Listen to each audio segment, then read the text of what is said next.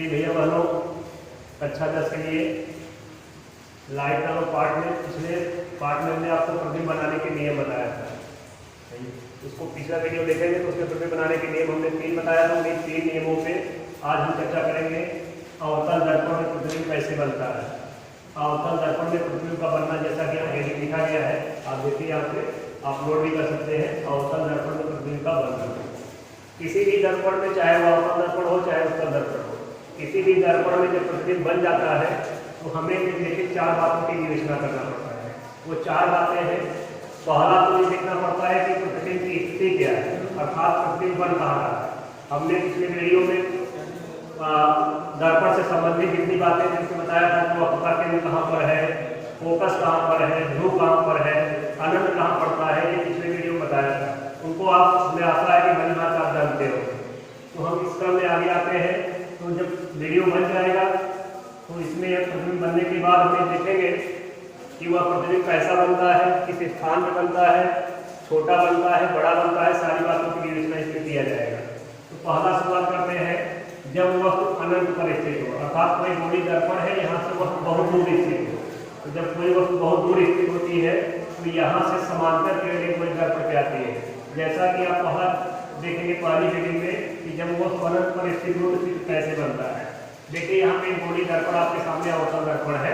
यहाँ पे वस्तु दूर रखी गई है, वहाँ से किरणें सीधे आती है और सभी किरणें हमने प्रतिबिंब बनाने के लिए मैं बताया था कि कोई भी समांतर किरण अगर आएगी तो परावर्तन के पश्चात एक बिंदु पर एकत्रित होगी, अर्थात फोकस पे आगे इकट्ठा होगी। जैसा कि यहाँ फोकस है, इस पे एक चित्र बनता है जिसकी विवेचना देखिए यहाँ पर किया गया है। विवेचना में पहला है ये प्रतिबिंब कहाँ बनता है, तो आप पहली घड़ी बताएंगे फोकस एफ पर बनता है। देखिए यहाँ के सारी किरणें फोकस पे इकट्ठा हो गई। तो फोकस एफ पर कैसा बनता है, वास्तविक, क्योंकि दर्पण के सामने है इसलिए प्रतिबिंब वास्तविक बनता है। तीसरा यहाँ पर है बिंदु आकार का, क्योंकि इसमें लंबाई चौड़ाई नहीं दिखाई दे रही है, एक छोटा सा बिंदु आकार का चित्र बनता है, इसलिए तीसरी बात कहेंगे आप बिंदु आकार। और दूसरा देखिए, दूसरी स्थिति में हम लोग आते हैं। तो दूसरी स्थिति में देखेंगे यहाँ पर कि जब वस्तु अनंत और वक्रता केंद्र के बीच में हो। अनंत का मतलब है बहुत दूर अनंत है और वक्रता केंद्र सी यहाँ पर, इनके इनसे बहुत दूर वस्तु हो तो हम वहाँ को वस्तु को थोड़ा नजदीक लाएंगे। कहाँ लाएंगे, वक्रता केंद्र सी और अनंत के बीच में लाएंगे। अनंत यहाँ पर है, वक्रता केंद्र यहाँ पर है, उसके बीच में वस्तु को लाना है। एक वस्तु ए को यहाँ पे रखा।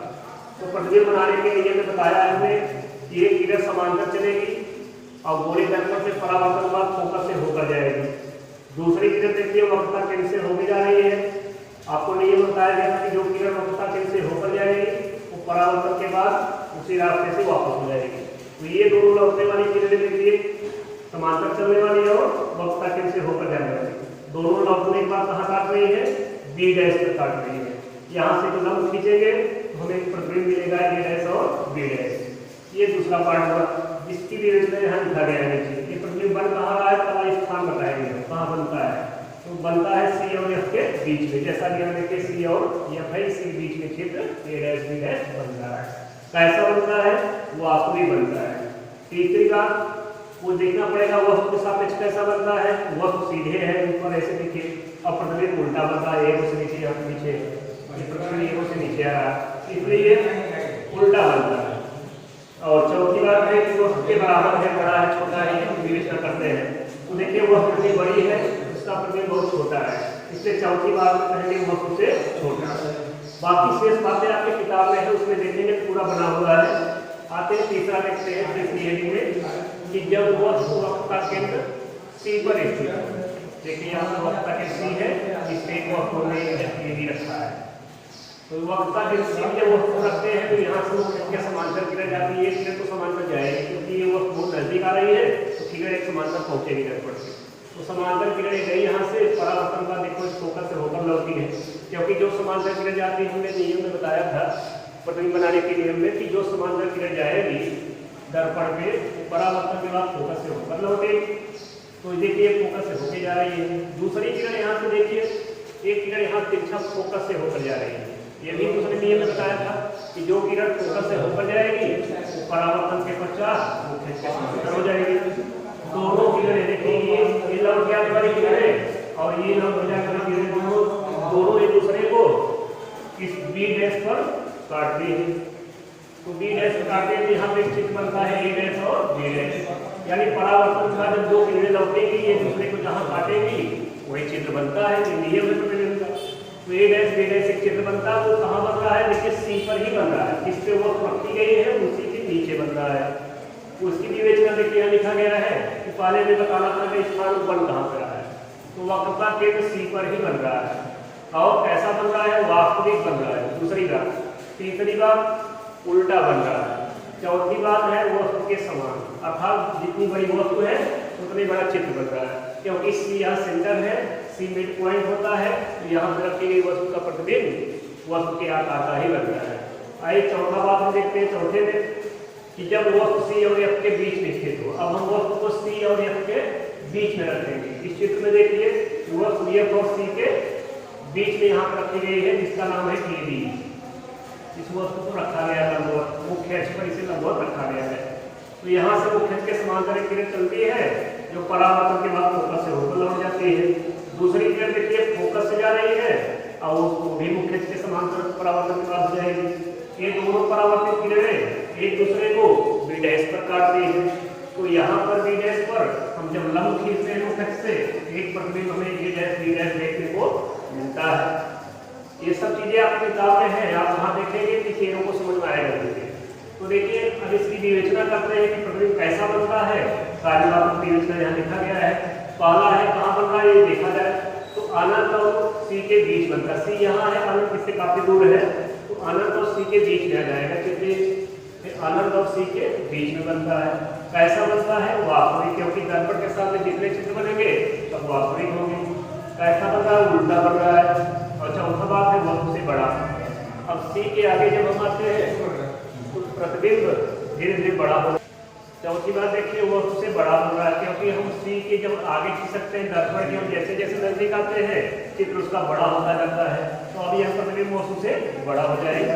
अभी तक सी के समान आकार का बन रहा था, सी के आगे आएंगे वक्रता केंद्र के प्रतिबिंब बड़ा होता जाएगा। पांचवी बात है जब वस्तु फोकस एफ पर स्थित हो।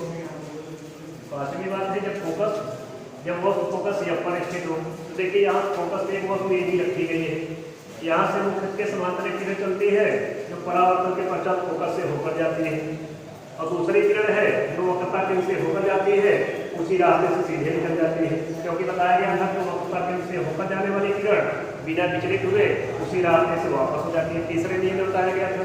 तो इस प्रकार से एक फोकस से होकर लौट रही है और दूसरा वक्रता के उसी मार्ग से जा रही है, दोनों किरणें देखिए समांतर जा रही है।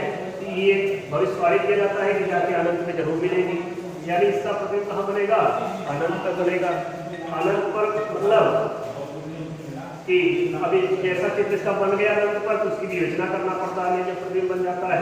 पहली विवेचना है कि यह प्रतिबिंब अनंत पर बनता है, दूसरा है कि वास्तविक बनता है, तीसरा है उल्टा, चौथा वस्तु से बड़ा।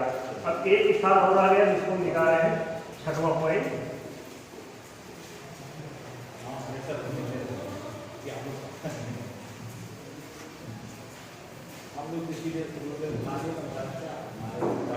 छठवें में है जब वस्तु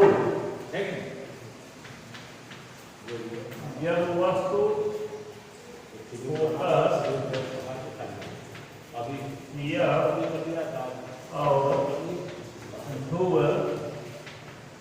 P के बीच स्थित हो। देखिए जैसा कि चित्र में आपको अवतल दर्पण दिखाई दे रहा होगा, इसमें दर्पण का ध्रुव P है, फोकस F है और वक्रता के C है।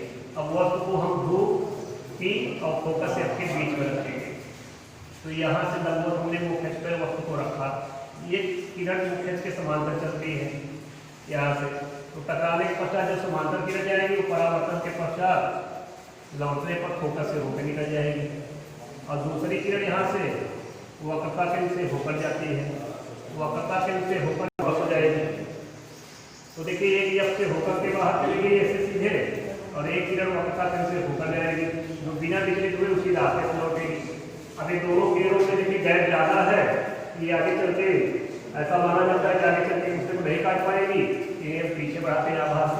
दर्पण के पीछे ले चलते हैं। जब इन्हें हम आगे दर्पण के पीछे ले चलेंगे एक दूसरे को कहीं कहीं काटेंगे। तो देखिए काटते हुई प्रतीत हो रही है, क्योंकि हमने गेस किया है पीछे जाके काटते हैं, क्योंकि कितने पीछे जाएंगे नहीं, लेकिन गेस करने में लगता है कि आगे चल के काट सकती है। तो इस तरीके से यहाँ पे जब हम लंब खींचते हैं तो हमें प्रतिबिंब मिल जाता है ए डैश और बी डैश। तो पहली बार आपने देखा कि अवतल दर्पण में दर्पण के सामने प्रतिबिंब न बन करके बल्कि आभासी रूप में दर्पण के पीछे बनता है, जो ए डैश बी डैश रूप में दिखाई दे रहा है। इसकी विवेचना करेंगे तो पहली विवेचना में आपको मिलेगा कि यह प्रतिबिंब गोली अवतल दर्पण में दर्पण के पीछे बनता है। कैसा बनता है? आभासी बनता है। दूसरी बात, तीसरा है वस्तु से, देखिए वस्तु से काफी बड़ा बन रहा है, वस्तु इतनी छोटी रखेंगे, यदि वस्तु आपको दिखाई दे रहा है चित्र, एक वस्तु भी है जो इतनी छोटी है उसका चित्र इतना बड़ा बन रहा है। तो इस प्रकार से आपने देखा कि इसमें एक ऐसी स्थिति है जिसमें वस्तु का प्रतिबिंब आभासी रूप में बनता है, दर्पण के पीछे बनता है, वस्तु से बड़ा बनता है। तो अब देखिए उत्तल दर्पण में प्रतिबिंब का बनना ये तो था अवतल दर्पण में, अब हम आपको बताएंगे उत्तल दर्पण में प्रतिबिंब का वर्णन। यह हेडिंग है उत्तल दर्पण में प्रतिबिंब का वर्णन। प्रतिबिंब का वर्णन ये हेडिंग है, आप लिख सकते हैं इसको, उत्तल दर्पण में प्रतिबिंब का वर्णन। तो देखिए एक उत्तल दर्पण आपके सामने बनाते हैं। उत्तल दर्पण की परिभाषा बताया गया था किसमें अंदर पॉलिश होता है दबे हुए भाग पर, इसलिए हमने इसमें दबे हुए भाग पे पॉलिश कर दिया। ये हो गया उत्तल दर्पण। अब उत्तल दर्पण में क्योंकि वो पॉलिश के पीछे नहीं रखी जाएगी, सामने रखी जाएगी, तो हमने एक वस्तु को यहाँ रख दिया मुख्य के लंबवत ए बी नामक वस्तु। आपको प्रतिबिंब बनाने के नियम में बताया गया है, 3 नियम बताया गया, उन्हें 3 नियमों से हम चित्र बनाएंगे इसका। तो पहली किरण हम मुख्य के समांतर लेके चलते हैं। देखिए ये लेके जा रहे हैं मुख्य के समांतर, जो मुख्य के समांतर किरण को ले जाएंगे नियम है वो फोकस से होकर जाएगी, क्योंकि दर्पण के पीछे पॉलिश किया गया है, इधर पीछे भाग पॉलिश है तो जाएगी नहीं किरण। इसलिए हम एक गेस करेंगे कि परावर्तन पश्चात लौटेगी, सामने वाले भाग से लौट जाएगी। लेकिन समांतर चलने वाली किरण फोकस से होकर जाती है, नहीं जा रही है, जिससे हम गेस करेंगे कि ये किरण आगे न जाकर के अगर हम इसे पीछे ले जाए तो फोकस से जाती हुई प्रतीत होगी। मुख्य के समांतर चलने वाली किरण परावर्तन के पश्चात फोकस से जाती हुई प्रतीत हो रही है। दूसरी किरण हम वक्रता केंद्र से ले जाएंगे, वक्रता केंद्र से ले जाएंगे, वक्रता केंद्र की ओर जाने वाली किरण गोली दर्पण से परावर्तन के पश्चात बिना विचलित हुए उसी रास्ते से वापस लौटती है। ये देखिए एक आभासी आने वाली किरण और इधर से एक आभासी आने वाली किरण, दोनों एक दूसरे को काट रहे हैं। जहाँ काटती है वहाँ पे हम एक लंब खींचते हैं और एरो का निशान उधर लगाते हैं जहाँ पे कटान बिंदु होता है। तो इस प्रकार से हमें एक प्रतिबिंब ए डैश और बी डैश मिलता है। ये हो गया अवतल उत्तल दर्पण में प्रतिबिंब का वर्णन, जैसा कि चित्र में आपको दिखाई दे रहा है। तो देखिए इसमें 4 बातों की विवेचना करना पड़ेगा कि प्रतिबिंब कहाँ पर बन रहा है। तो हम क्या देख रहे हैं कि यह प्रतिबिंब दर्पण के पीछे एफ और पी के बीच में बन रहा है, पहली बात। दूसरा देखिए आभासी बन रहा है, डार्क डार्क करके इसे गेस किया गया है। तो दूसरा स्थिति यह है कि आभासी बन रहा है और वस्तु से छोटा बना, देखिए वस्तु बड़ा है ये भी, उसकी तुलना में आकार इसका छोटा है ए डैश बी डैश। तो इस प्रकार इसमें उत्तल दर्पण में एक ही ऐसी स्थिति है, वस्तु को कहीं भी रखिए उसका प्रतिबिंब पी और एफ के बीच में प्रायः बनता है। ये हो गया प्रतिबिंब का बनना उत्तल दर्पण में। उत्तल दर्पण में उसकी विवेचना आपको बताया। अब नेक्स्ट वीडियो में हम फोकस दूरी एफ और वक्रता त्रिज्या आर में संबंध बताएंगे और तीनों संबंधित दर्पणों की चिन्ह पर काटे पर बताएंगे। तो आज का वीडियो यही तक है। हमें आशा है कि आपको अच्छा लगा होगा। धन्यवाद।